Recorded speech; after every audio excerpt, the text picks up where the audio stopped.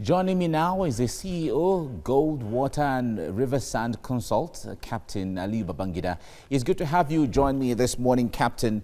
Now, the ultimate goal here is to ensure that COVID-19 numbers come down. And that's the reason why there is an extension, or government is doing everything that is doing with the restrictions and all of that. But despite all of that effort, the numbers keep increasing by the day. What has really changed? Nothing has changed.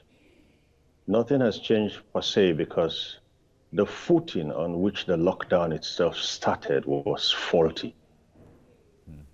If you recall, at the beginning of the lockdown, I spoke about very serious communications management.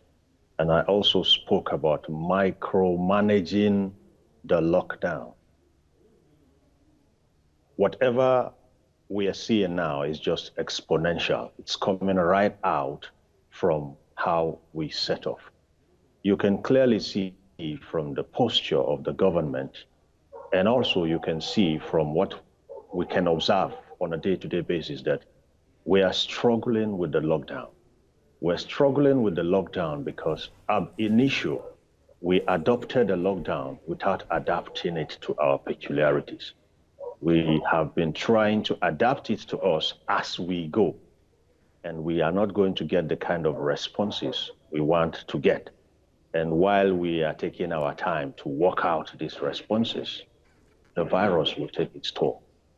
But when you say we are struggling with the lockdown, is there any country in the world that is not struggling with the lockdown? The UK, the United States, Italy, Spain, they're all advanced even farther than Nigeria, but they're all struggling with the lockdown, isn't it? So is Nigeria any different? It depends on how you look at it. Okay. If you look at a lockdown based on whether people are complying or not, you're definitely going to get the result you just mentioned. They are also struggling with the lockdown. When you look at a lockdown based on capacity and availability, you're also going to get different parameters, if you understand what I'm saying.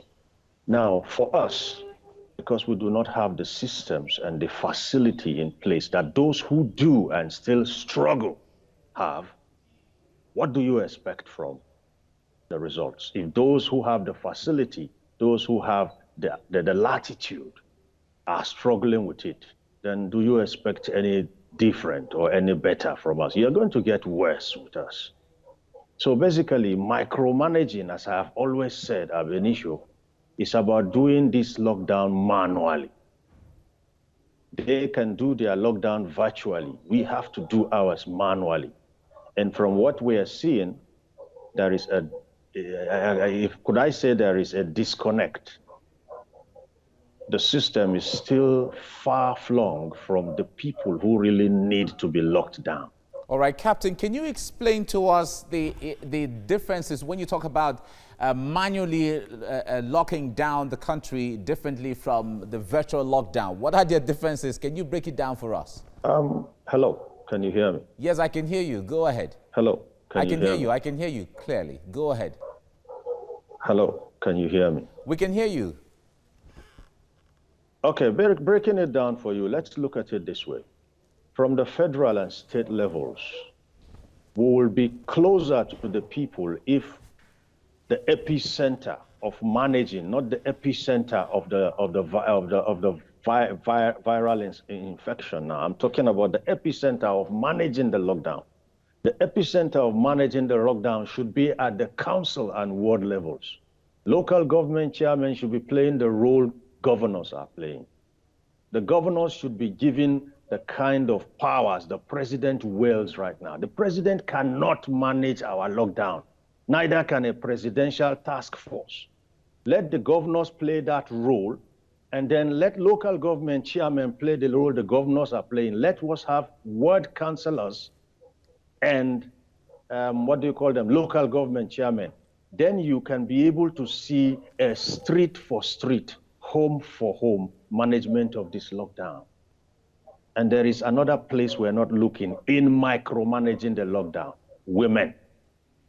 There is one in every home. Women can help us get this lockdown enforced in ways you cannot imagine. So all these policies, committees, groups, they are good.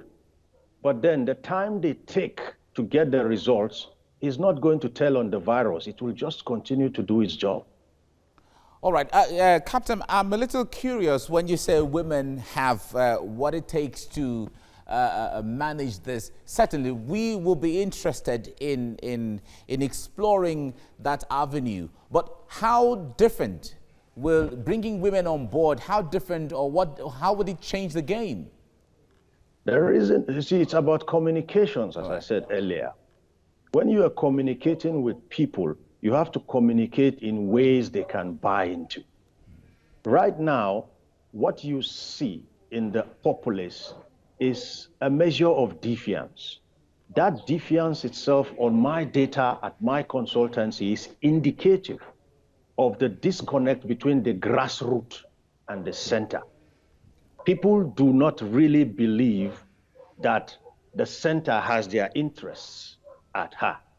The closer you get to them, the better your message sinks. Some people have never seen the officials that are talking to them today. They don't see them except during elections. Let's face it, we know who we are. We know the dynamics that inform our psychosocials in Nigeria. Now, women are custodians of what I want to call soft force. Soft force in the sense that they can appeal to any group. The lower it goes, the better.